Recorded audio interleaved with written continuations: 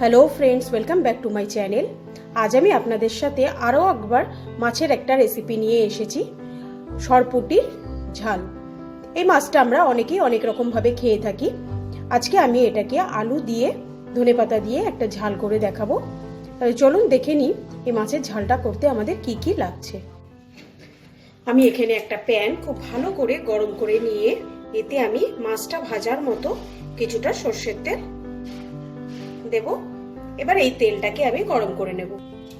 তেলটা যতক্ষণ গরম হচ্ছে আমি এখানে পুঁটি মাছ নিয়েছি, এগুলোকে সরপুঁটি। এই মাছগুলোকে ভালো করে ধুয়ে আমি নুন হলুদ মাখিয়ে রেখেছি সবকটা মাছের গায়ে। এবার তেলটা গরম হলে আমি এই মাছগুলোকে একে একে ভেজে নেব।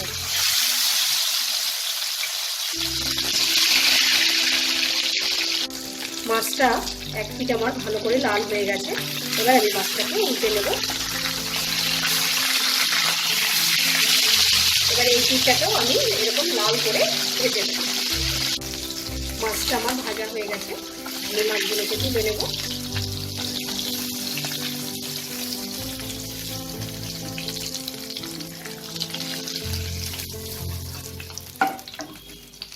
এইভাবে আমি আরো দু পিস মাছ ভেজে তুলে নিয়ে ফিরে আসি। মাছগুলো আমার ভাজা হয়ে গেছে, আমি তেল থেকে তুলে নিয়েছি। এবার আমি লম্বা লম্বা করে সরু সরু করে কিছু আলু কেটে নিয়েছি, আলুগুলোকে আমি ভেজে তুলে নেব।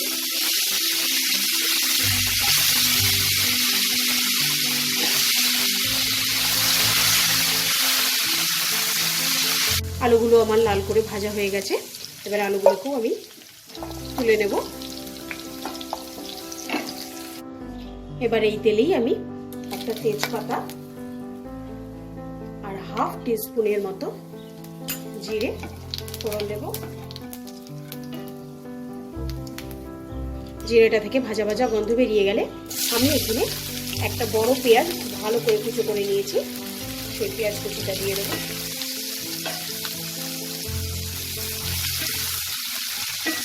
পেঁয়াজটা আমি হালকা ব্রাউন করে ভেজে নেব। পেঁয়াজটা আমার হালকা ব্রাউন করে ভাজা হয়ে গেছে। এবার এতে আমি 1 টিস্পুনের মতো আদা কাঁচা লঙ্কা বাটা দেবো।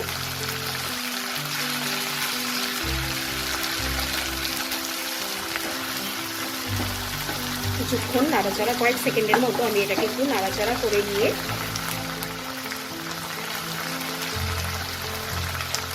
ওয়ান টিস্পুনের মতো জিরে গুঁড়ো, হাফ টিস্পুনের মতো ধনে গুঁড়ো, পরিমাণ মতো হলুদ,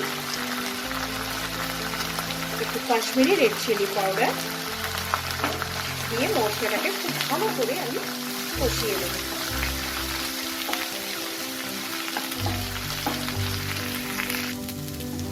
মশলাটা থেকে দেখুন তেলটা আমার বেরিয়ে এসছে। এবার এতে আমি ভেজে রাখা আলুগুলোকে দিয়ে দেবো।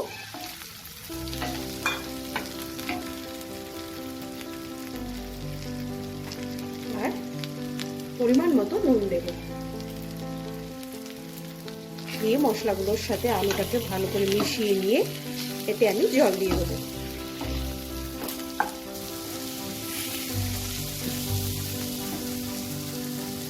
পরিমাণ মতো জল দেবো, আলুটা আমার সেদ্ধ হবে।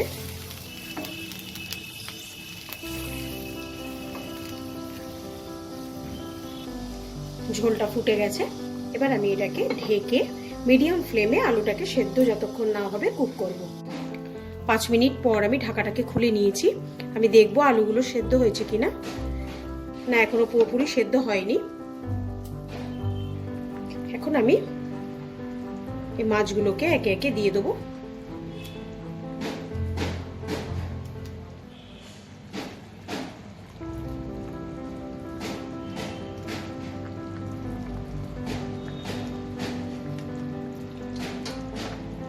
আর একটা টমেটো আমি এখন দিয়ে দেবো।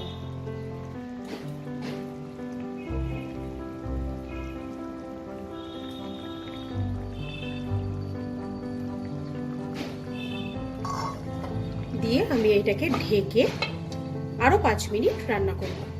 আরও 5 মিনিট পর আমি ঢাকাটাকে খুলে নেব।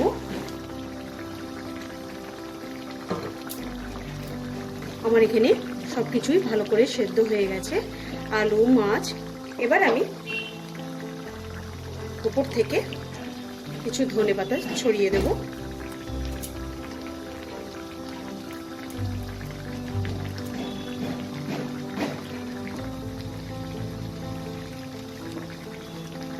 দিয়ে গ্যাসের ফ্লেমটা অফ করে দিয়ে 5 মিনিট এটাকে ঢেকে স্ট্যান্ডিং টাইমে রেখে সার্ভিং প্লেটে বেড়ে নেব।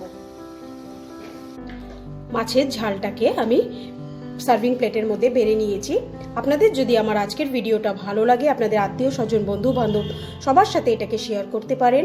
আর যারা এখনও আমার চ্যানেলটাকে সাবস্ক্রাইব করেননি তাদেরকে অনেক অনেক অনুরোধ, আমার চ্যানেলটা আপনারা সাবস্ক্রাইব করে নেবেন আর বেল আইকনটা টিপতে ভুলবেন না। তাতে আমি যখনই নতুন নতুন ভিডিও পাবলিশ করব আপনাদের কাছে নোটিফিকেশন পৌঁছে যাবে। আজকের মতো বিদায় জানিয়ে শেষ করছি। বাই।